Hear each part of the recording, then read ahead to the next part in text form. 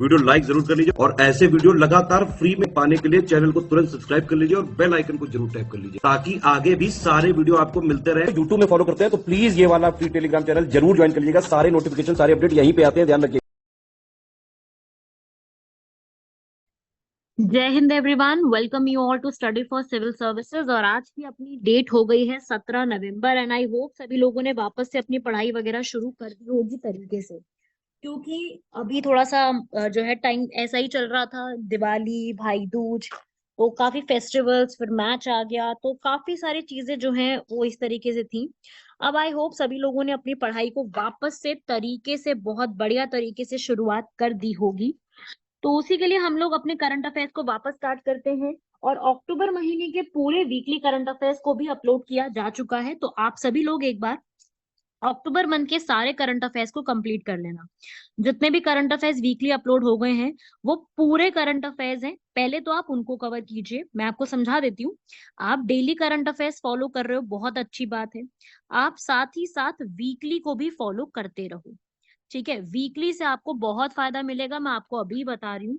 Weekly current affair से आपको बहुत ज्यादा फायदा मिलने वाला है। सारे के सारे आपके डाउट्स और सारी चीजें वहीं क्लियर हो जाएंगी, क्योंकि वीकली करंट अफेयर्स हमें बहुत फायदा पहुंचाते हैं। तो आप लोग वीकली करंट अफेयर्स भी करो और डेली भी कवर करते रहो। उससे क्या होगा, जितना भी सीए का पोर्शन है वो मैक्सिमम कवर हो जाएगा। वीकली मेरा पूरा का पूरा प्रिलिम्स ओरिएंटेड रहता है, जिसमें प्रिलिम बेस्ड बहुत सारा मटेरियल आपको मिलेगा। तो जब भी आप वीकली फॉलो करो, वो आप प्रिलिम्स के दिमाग में, मतलब वन डे जो एग्जाम होते हैं उसके दिमाग को रखते हुए उस तरीके से फॉलो अप कीजिएगा।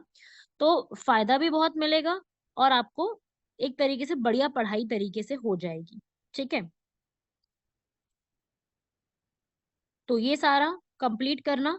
चलो भाई, आज के लेक्चर्स को यहाँ पर हम लोग देख लेते हैं। हमारी ये एक ग्रुप का नंबर है, आप इसको ज्वाइन भी कर सकते हैं। कभी भी ऐसा लगे कि हमें जो है ऐसे पढ़ाई ना करके दूसरे तरीके से पढ़ाई करने, कोई भी आपका तरीका हो सकता है, तो आप तरीके से बैठ के अपना इससे तैयारी कर लो, कोई समस्या नहीं है। ये पूरा आपके लिए ही डेडिकेटेड है। ऐसे ही हमारा टेलीग्राम चैनल भी आप ही के लिए डेडिकेटेड है प्रॉपरली। और ये है हमारे आज के इम्पोर्टेंट 4 आर्टिकल। सबसे पहले रैगिंग के ऊपर पढ़ेंगे, फिर हम देखेंगे इसराइल और फलस्तीन का बॉर्डर विलेज और स्टबल ट्रबल पर पराली जलाने की वजह से। सबसे पहला रैगिंग का। अब ये रैगिंग का इशू इसलिए निकल के आया क्योंकि आप लोगों को मैंने पहले भी बताया था, वेस्ट बंगाल के जादवपुर एक जगह है, वहां पर रैगिंग की वजह से 17 साल के एक बच्चे, 17 साल का एक जो स्टूडेंट है, उसकी डेथ हो जाती है। ऐसे ही एक और भी स्टूडेंट है जिसकी इस तरीके से डेथ हुई। तो बेसिकली रैगिंग जो है वो मेंटली और फाइनेंशियली किसी के दिमाग पे कितना बुरा इम्पैक्ट डाल सकता है, वो यहाँ पर हम पढ़ने वाले। क्योंकि अभी हाल फिलहाल में रैगिंग को खत्म करने के लिए दोनों ही स्टेट्स ने जो है लॉज को बनाया है। तो वो लॉस क्या है, वो किस तरीके से होंगे, क्योंकि ये बहुत ही बड़ा एक विशियस सर्कल कहते हैं इसको हम। विशियस का मतलब है मेरा कि एक बहुत ही बुरा प्रपंच टाइप बना हुआ है, कि लोग इतना बुरी तरीके से फंस गए हैं इस पूरी चीजों में। तो ये जो रैगिंग का पूरा एक विशियस सर्कल है, तो इंडिया में उसके लिए लॉज होना भी बेहद जरूरी है। तो हम थोड़ा सा एक बार एंटी रैगिंग पढ़ेंगे। रैगिंग का मतलब पता है क्या होता है? पहले हम रैगिंग का मीनिंग समझते हैं। रैगिंग का मतलब होता है चाहे आप बोल करके, चाहे आप कुछ ऐसा करके आप किसी को गलत तरीके से टीज कर रहे हो, रूडनेस से रहे हो, जो वो बच्चा जो कि पहली बार कॉलेज आया है, फर्स्ट ईयर का स्टूडेंट है। अगर कोई व्यक्ति और कोई स्टूडेंट ऐसा करता हुआ पाया जाता है, रैगिंग करता हुआ, तो उसको 3 साल की सजा और फाइन का प्रावधान। नए स्टूडेंट्स को डराना, ठीक है, जबरदस्ती उनसे कुछ ऐसा काम करवा देना, ठीक है, जो उनके अगेंस्ट जा रहा है, उसे हम कहते हैं रैगिंग करना। तो इंडिया में एंटी रैगिंग लॉज बिल्कुल अब एग्जिस्ट करते हैं। तो हमारे इंडिया के सिस्टम में जो ये फ्लॉज है उसको दूर करने के लिए रैगिंग का लेकर के आया गया। रैगिंग के लिए सबसे पहली एक रिपोर्ट आई है आर के राघवन कमेटी द्वारा। अब क्वेश्चन कहाँ से बनेगा, यहीं से। क्वेश्चन क्या है, अपने नोट्स में लिखो। जहां पर भी आप सभी लोग अपनी कमिटीज के नोट्स बना रहे हो, बना रहे हैं ना सभी लोग कमिटीज के प्रॉपर नोट्स, की जहां जहां अपनी कमिटीज का पूरा मेंशन किया हुआ है कि ये कमिटीज है, जहां पे भी आप कमिटीज के अपने नोट्स बना रहे हो वहां पे लिखिए इस चीज को, आर के राघवन कमेटी रिलेटेड टू, किससे जुड़ी हुई है आर के Raghavan committee? Anti ragging. Supreme court में इसको अपनी रिपोर्ट सबमिट करते हुए ये बताया है कि हम किस तरीके से इसको खत्म कर सकते हैं और इसकी वजह से लोगों पर क्या इम्पैक्ट पड़ सकता है। ऐसे यूजीसी, यूजीसी पता है ना सबको, यूनिवर्सिटी ग्रांट्स कमीशन, जो कि इंडिया में रिस्पॉन्सिबल होती है सारी यूनिवर्सिटीज को मैनेज करने के लिए, जैसे सीबीएसई हमारे सारे स्कूल्स को मैनेज करती है, ऐसे ही यूजीसी पूरी यूनिवर्सिटीज को मैनेज करती है, जिसमें प्रोहिबिशन, प्रिवेंशन और पनिशमेंट जैसी चीजों को उन्होंने बात की है। तो राघवन कमेटी बहुत इंपॉर्टेंट है, उन्होंने ये पॉइंट्स को यहाँ पर डिस्क्लोज किया था कि कई स्टेट जो है उसको इम्प्लीमेंट करेंगी तो यहाँ पर इस चीज को खत्म किया जा सकता है। और इस तरीके से एक एनवायरनमेंट बनाने की जरूरत है जिसमें अगर कभी भी किसी भी स्टूडेंट के साथ रैगिंग जैसी चीज होती है तो वो बिना घबराए वहां की टीचर्स, वहां के फैकल्टीज जो है, वहां के जो भी वार्डन्स है, हॉस्टल में रहने वाले वार्डन्स होते हैं ना, ठीक है, तो इतनी दूर उनके पेरेंट्स रहते हैं, कई बार वो उनसे इतना खुल के डिस्कस नहीं कर पाते हैं, तो वहां के फैकल्टीज से वो इजीली यहाँ पर बात कर सकें। ठीक है, तो ये चीज के लिए मेन जो है वो बात यहाँ पे की गई है। ठीक है, समझे बात को? तो ये एक पूरा कॉन्सेप्ट है, याद रखिएगा। रैगिंग में सबसे इंपॉर्टेंट पॉइंट इसमें ये था, या तो ये एथिक्स के हमारे जीएस पेपर 3 में क्वेश्चन इसका बन सकता है, या तो ये हमारे प्रीलिम्स में एक इम्पोर्टेंस रख सकता है आर के राघवन कमेटी उसमें, राइट? तो दोनों पर्सपेक्टिव से इम्पोर्टेंट है। आर के राघवन कमेटी ने यही बोला था कि एक प्रॉपर से क्या बनाओ, एक एक होता ना रेगुलेटरी अथॉरिटी, जैसे हम हर चीज के लिए बनाते हैं। हमने बुक्स के लिए एनसीईआरटी बनाई है, हमने टीचर्स एजुकेशन के लिए बनाया, तो हम लोगों को जो है सारी चीजों को यहाँ पर एक रेगुलेटरी अथॉरिटी बनाने की बेहद जरूरत है, जो कि ठीक है, यहाँ पर इसमें कोई भी गलत नहीं बात है। ठीक है भाई, तो वही है कि आगे चल के एंटी रैगिंग मेजर्स को और स्ट्रिक्ट करने की जरूरत है। हर स्टेट को हर स्टेट को अपने हिसाब से यहाँ पर लॉस को लेके आने की जरूरत है कि भाई हमारे स्टेट में अगर किसी प्रकार की इस तरीके की लॉ जो किया जाएगा तो उसको उसके ऊपर ऐसा फाइन रहेगा, इतना रहेगा, ये सब चीजें, तो ये चीजें रहती हैं इसके अंदर।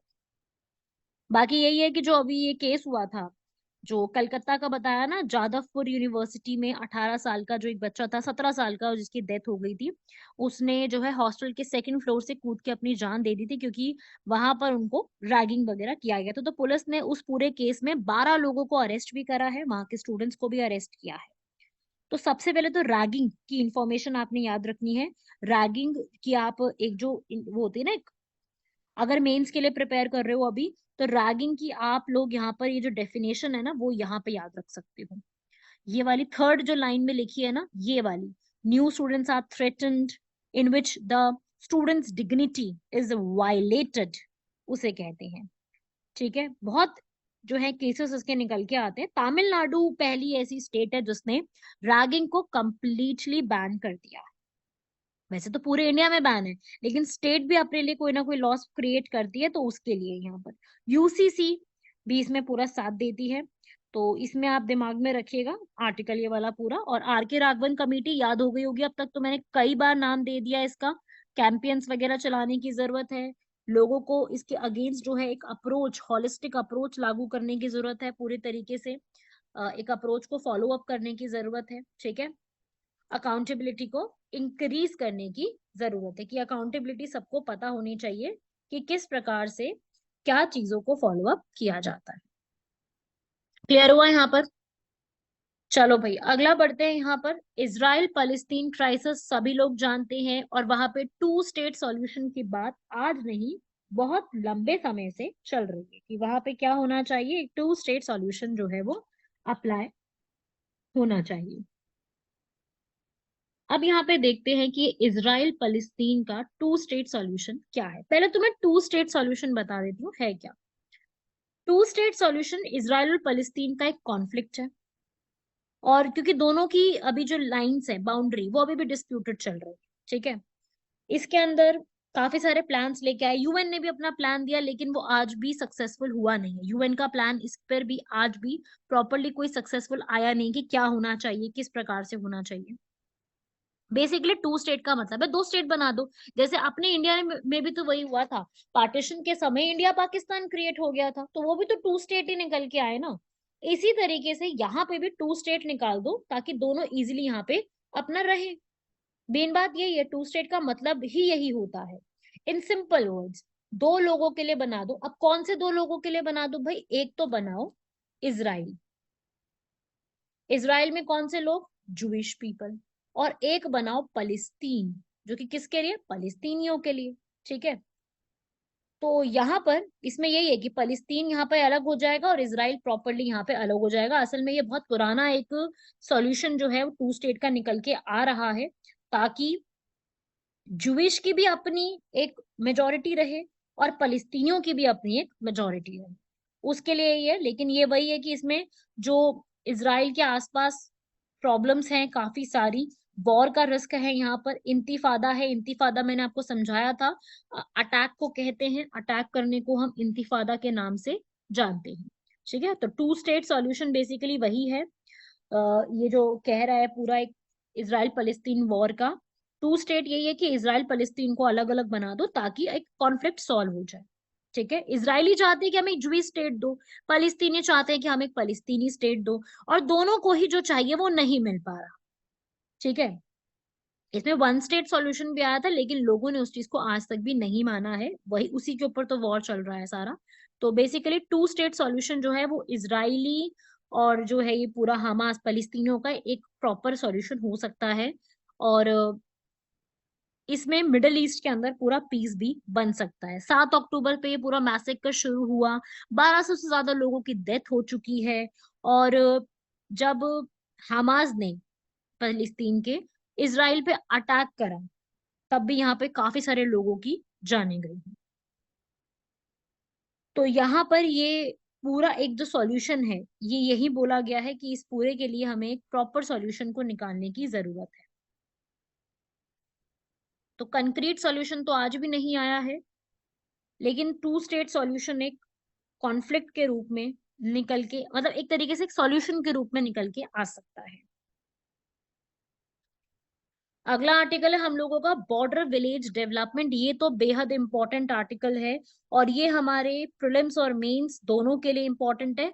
ज्यादातर मैं कहूंगी कि ये हमारे प्रीलिम्स के लिए इंपॉर्टेंट है, क्योंकि अभी हमारी होम मिनिस्ट्री जो है अमित शाह के अंडर जो आती है, उन्होंने अलग से एक पूरा एक वो भी बनाया है, एक पूरी वेबसाइट भी डिजाइन की है, department of border state organization करके, ताकि हम लोग इंडिया के बॉर्डर को और सिक्योर कर सके, ताकि चाइना से compete करना और आसान हो जाए।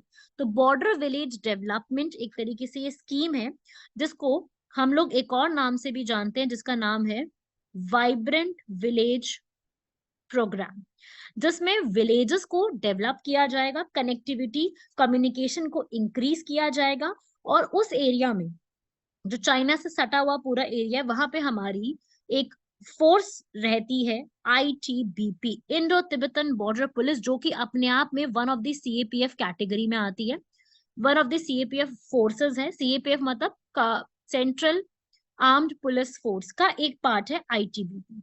तो आईटीबीपी जो है ये बॉर्डर के विलेजेस को पूरा एक टैक्टिक से संभालना और इन सब चीजों पे ध्यान देती है। आईटीबीपी जो है वो असल में 1962 के वॉर के समय शुरू की गई थी, इंडिया और चाइना के वॉर।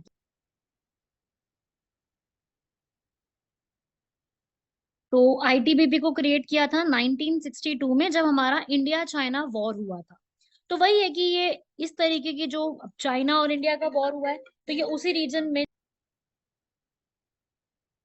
तो आईटीबीपी अभी भी काराकोरम पास, जो हमारा पूरा इंडो चाइना बॉर्डर, मतलब जहां जहां पे चाइना से बाउंड्री लगती है, उस पूरे रीजन में डिप्लॉयड है, जो कि साथ साथ पूरे इस सारे ऑर्गेनाइजेशंस को देखती है। इसमें अगर आपने रिक्रूट होना है तो हमें एक एग्जाम होता है, एसी का एग्जाम आईटीबीपी में, जो कि यूपीएससी कंडक्ट करवाती है।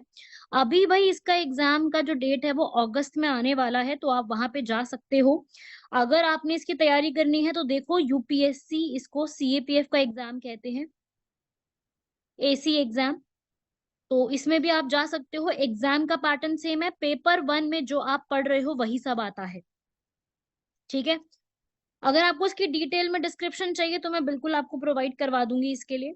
तो बॉर्डर विलेजेस के लिए इसको पूरा बनाया गया है, बहुत अच्छा एक प्लान है पूरा, ताकि हम इंडिया में एक तरीके से पूरा एनर्जी बिल्डिंग बहुत अच्छे से कर सकें, और हर एक बॉर्डर्स पर हम लोगों के जो पूरे जवान हैं वो तैनात हो, और विलेजेस को हार्म करने से बचाया जा सके in case of any casualties, right. तो सेल्फ रिलायंट इंडिया पे फोकस करके ये देखा गया कि भाई हमारे जो सोल्जर्स हैं वो कितना भी जो है वो एक टेम्परेचर माइनस में हो जाए, हमारे सोल्जर्स भी काफी सेफ रहें। तो ये प्रोग्राम है पूरा जिसको आपने दिमाग में रखना है, बॉर्डर विलेजेस प्रोग्राम। अपने आप में ये टॉपिक काफी इंपॉर्टेंस होल्ड करता है, बिकॉज वाइब्रेंट विलेजेस प्रोग्राम काफी पुराना प्रोग्राम है, नॉट जस्ट अभी बिल्कुल स्टार्ट हुआ है, ऐसा कुछ नहीं है। इसको काफी इम्प्रूव किया गया है, असम की गवर्नमेंट इसमें बहुत सपोर्ट कर रही है, और जो जो बॉर्डर में आने वाले एरियाज हैं वहां पे इसको डेवलप किया जाएगा। तो एक छोटा सा आर्टिकल था, इसको दिमाग में रखिएगा। लास्ट भाई आप लोगों को पता ही है स्टबल ट्रबल, क्योंकि आप लोग जानते हैं कि दिल्ली में अभी एयर पॉल्यूशन का हाल क्या बुरा है, ऊपर से दिवाली के बाद तो पूछो मत क्या हाल हो गया है। एयर की क्वालिटी बिल्कुल इस लायक नहीं बची कि वहां पे सांस ली जाए अच्छे से। तो वही बात है कि एयर पॉल्यूशन के जो केसेस हैं दिल्ली में बहुत बढ़ गए हैं, सुप्रीम कोर्ट ने भी बहुत सारे जवाब मांगे हैं सेंट्रल और पंजाब की गवर्नमेंट से, जहाँ पे पराली का धुआं छोड़ा जाता है।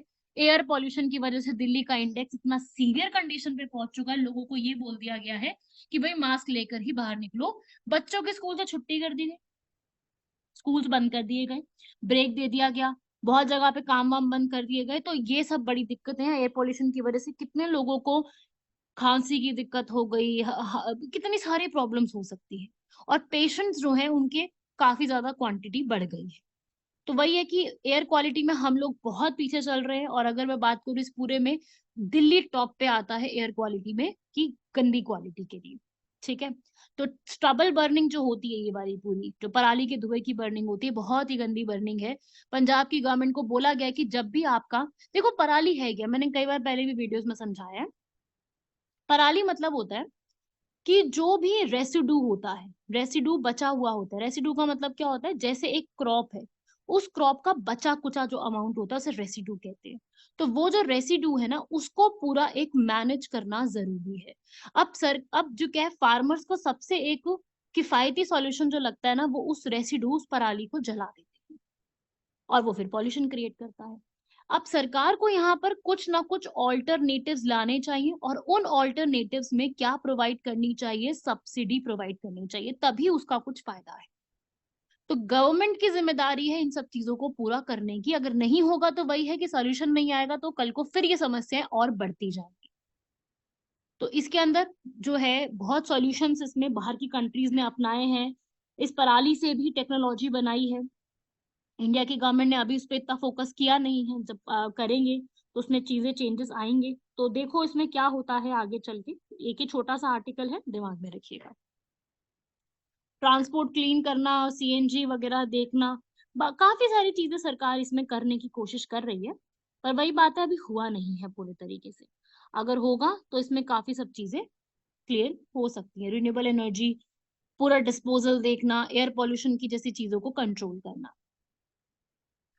आज का जो क्वेश्चन है वो भी कुछ इसी प्रकार के है कि साउथ एशिया में जो ये पूरा स्टबल बर्निंग है या एयर पॉल्यूशन, जो कि न्यूज में काफी ज्यादा रहता है, इसलिए एयर पॉल्यूशन के ऊपर आर्टिकल क्वेश्चन दिया है मैंने, कि जो हमारा एयर पॉल्यूशन है उसमें साउथ एशिया का क्या रिकॉर्ड है, क्योंकि इंडिया साउथ एशिया का पार्ट है, इसीलिए साउथ एशिया पे क्वेश्चन आया, उसकी रिपोर्ट भी आई थी। तो फर्स्ट स्टेटमेंट बिल्कुल सही लिखी हुई है, जितनी भी एयर क्वालिटी वर्स्ट वाली बात करूँ ना, तो वो साउथ एशिया में 10 में से 9 सिटीज साउथ एशिया में ही आपको मिलेंगी।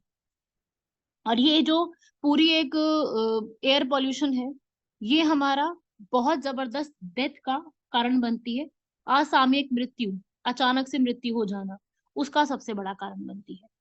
और साथ ही साथ बस ये इस स्टेटमेंट में 60% आएगा, बाकी ठीक लिखा हुआ है। ठीक है भाई, तो ये स्टेटमेंट्स हैं, इसमें 1 and 2 आंसर हो जाएगा, क्योंकि थर्ड स्टेटमेंट में 50 की जगह 60 आएगा। ये एक रिपोर्ट आई है वर्ल्ड बैंक की, आप लिख लीजिए अपने नोट्स में, striving for clean air, air pollution and public health in south Asia. ये रिपोर्ट कौन रिलीज करता है, this report is being release by, कौन रिलीज करता है, वर्ल्ड बैंक। वर्ल्ड बैंक के हेडक्वार्टर्स वॉशिंगटन डीसी, ठीक है। तो इस तरीके से एक छोटा सा ये वाला आर्टिकल भी दिमाग में रखना है, जहां भी अपने नोट्स बना रहे हो उसमें लिख लो। और ये पूरा का पूरा क्वेश्चन हमारे प्रीलिम्स के लिए इंपॉर्टेंट है, और इस रिपोर्ट की यही मेन 3 हाइलाइट्स हैं। तो ये मैं आपको इसमें और डिटेल में नहीं बता रही, क्यों? क्योंकि इसमें और कोई यहाँ पर जो है हाईलाइट नहीं है।